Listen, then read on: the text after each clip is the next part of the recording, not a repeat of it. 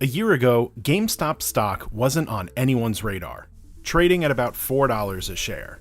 This week, it hit $380 a share, fueling one of the wildest frenzies Wall Street has ever seen.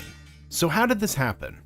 Well, back in April 2020, Dr. Michael Burry, the hedge fund manager famous for shorting subprime mortgages, also played by Christian Bale in The Big Short, he and his fund Scion Asset Management disclosed it bought 5.3% of GameStop at between $2 and $4.20 a share.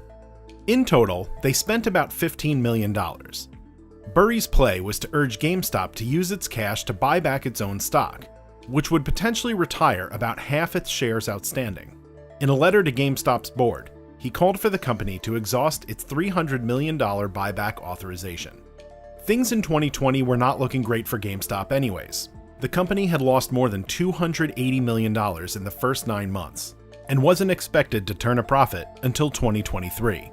And like what Netflix did to Blockbuster Video, the ability for people to download games directly to their consoles meant that there was much less of a need to visit a GameStop in person. The pandemic just added more holes to the sinking ship. Investors saw the writing on the wall and bet against GameStop, and some notable ones bet the stock would fall further and began a process known as short selling. Basically, you borrow shares of stock from a big institutional investor for a small fee, sell the shares at the current market price, and then wait for the price to fall. Once the price of the target stock falls low enough, you buy back the shares, return them to the lender, then pocket the difference. But this GameStop Vulture Patrol did not sit well with one group of investors. They were the anonymous members on Reddit's Wall Street Bets. Even before Dr. Burry had bought into GameStop, some members felt the stock was undervalued. They eventually rallied the forum to buy the stock en masse in an effort to boost the share price. Investors piled on, using call options to goose their returns. Elon Musk got in on the action, posting a cryptic tweet referring to Wall Street Bets. And Silicon Valley billionaire investor Chamath Palihapitiya put money down as well, then tweeted about it, and noted the greater social phenomenon at play on CNBC. I think that what you're seeing is essentially a pushback against the establishment in a really important way. For a lot of people who believe that, coming out of 2008, what happened was Wall Street took an enormous amount of risk.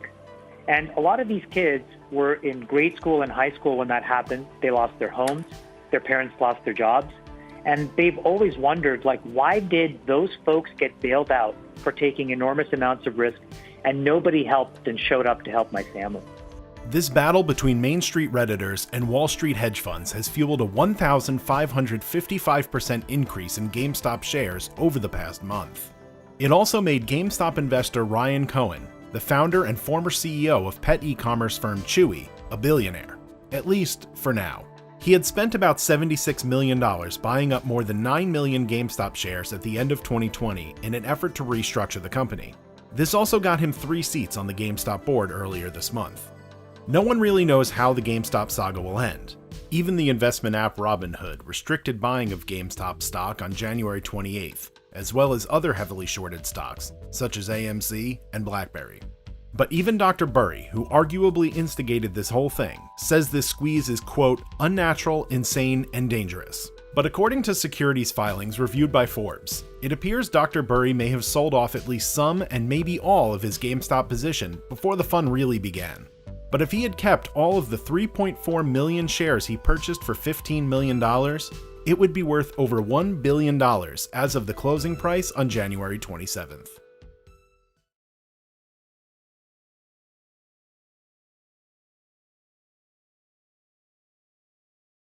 What would happen if you gave up bread for 14 days? Let's talk about that. What's in bread? Well, you have gluten, you have refined grains, sugar, starch, you have sometimes even flavorings, you have conditioners for the texture of the bread, mold inhibitors, phytates, which actually will block your zinc, your calcium, and your iron, and glyphosate, which is an herbicide. So, number one, you would feel less bloating. Why? Because so many people either have an allergy to gluten or they have gluten intolerance, so they're going to have a lot of inflammation in their gut, and that's going to lead to bloating. Not to mention, the refined carbohydrates in general are going to create bloating. So you'll have less bloating. Number two, you'll have more zinc, calcium and iron. Okay. 3, your head's going to feel a lot better. Less brain fog, more mental clarity, less headaches, better memory, more attention, less ADHD. That's cool. Number 4, a better mood, less irritable because your blood sugars are going to be better. Less anxiety, less depression. There's a connection between what's happening in your gut or what you just ate and what's going on up here. So you're just going to feel overall much better with your mood. Number 5, less pain and inflammation. Not only does the gluten cause inflammation, but the refined carbs and the sugar will increase your inflammation. So if you have arthritis, fibromyalgia, all that's going to be much better. Anything itis is going to be better. Number 6, more weight loss, less belly fat, because you're going to have less insulin. Number 7, more energy. Okay. Number 8, less diabetic symptoms and lower A1C. Well, actually, I lied. You might not have a lower A1C because that usually takes like 3 months.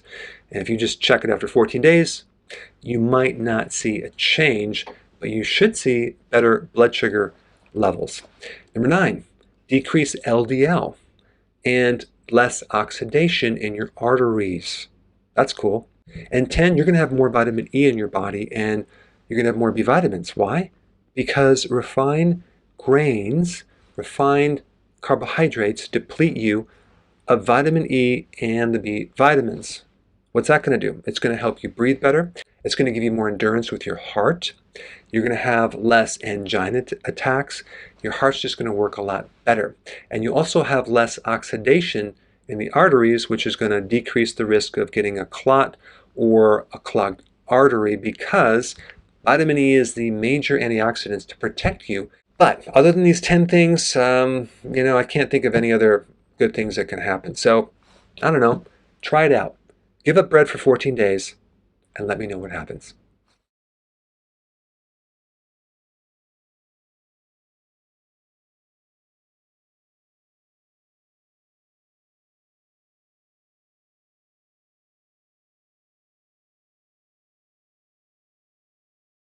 The Federal Reserve might want to fix your wallet by turning it from this into this. Though your wallet is still designed for dollar bills, Americans have been using cash to buy things less and less over the years. That's part of why the Fed is considering digitizing the US dollar, giving people money they can access on their phone and bypassing electronic payments that can be slow and costly for businesses. Some see this as a necessary upgrade to the US financial system, but others worry it could potentially upend commercial banking. There are some very, very difficult questions to answer, but I think we are engaged in a serious program to understand both the technology and the policy issues.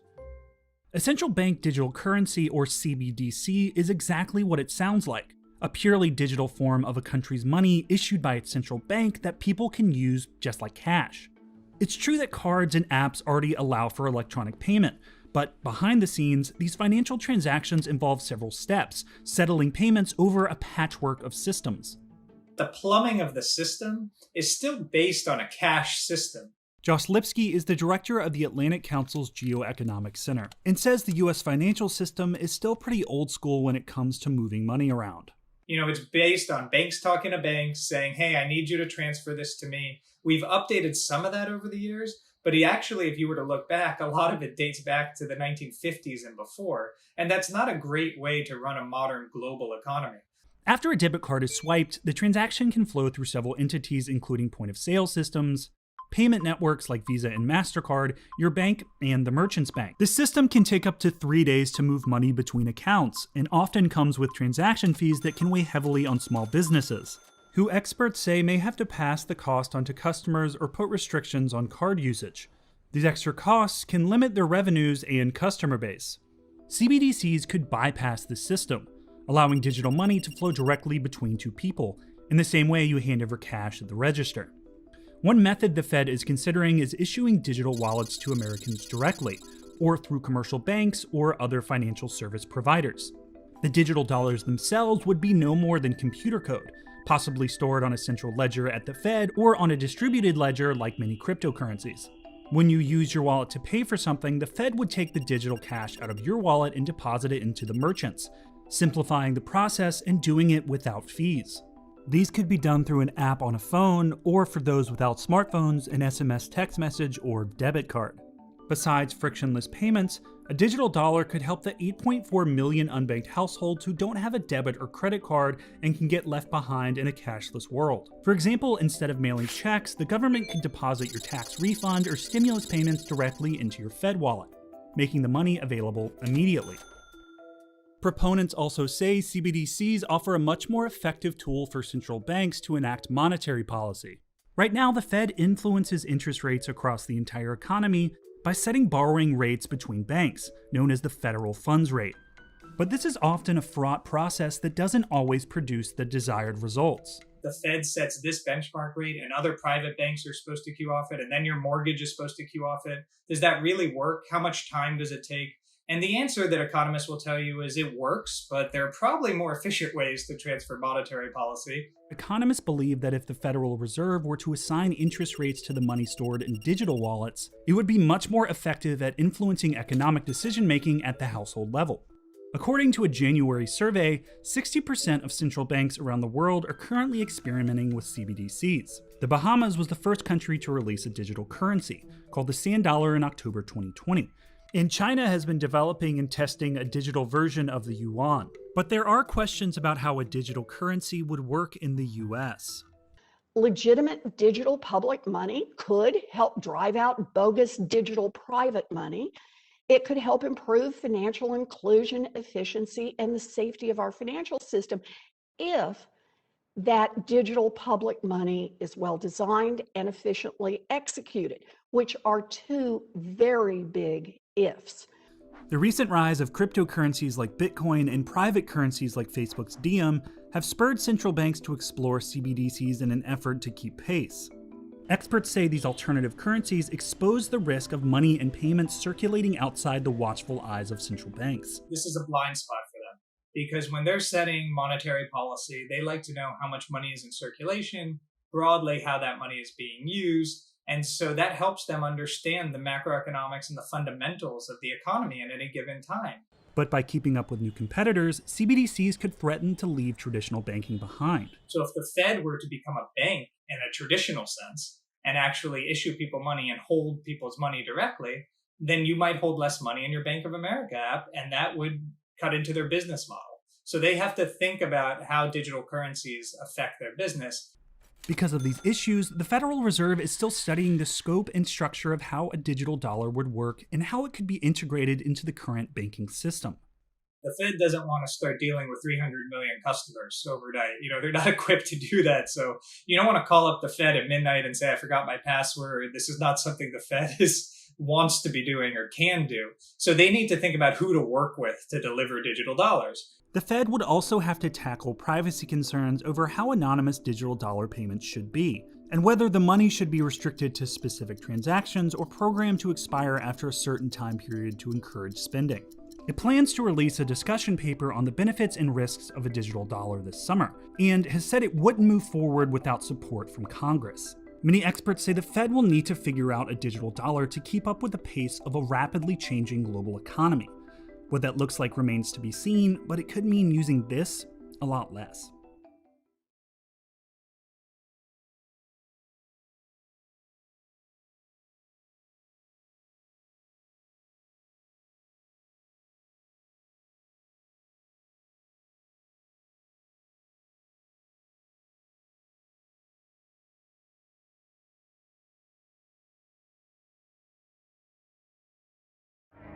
The gospel. God sends his Son into the world, the God-man, really man, really God, really human, really divine, lives a perfect life, fulfills the whole law, dies in the place of sinners intentionally, absorbs all the wrath of God against those who believe in him, takes away all their guilt, forgives all their sins, rises from the dead triumphant over death and hell and Satan, sins, rules with power from on high, will come again, give eternal life, raise from the dead all those who've trusted in him. There is no better news.